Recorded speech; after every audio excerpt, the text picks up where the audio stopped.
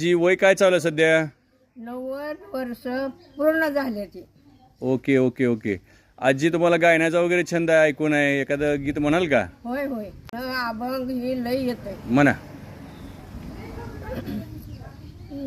माझी तरी वावी वावी घाटे मी घुमानीत इटू चांदीच्या कमानीत इटू चांदीच्या कमावनीत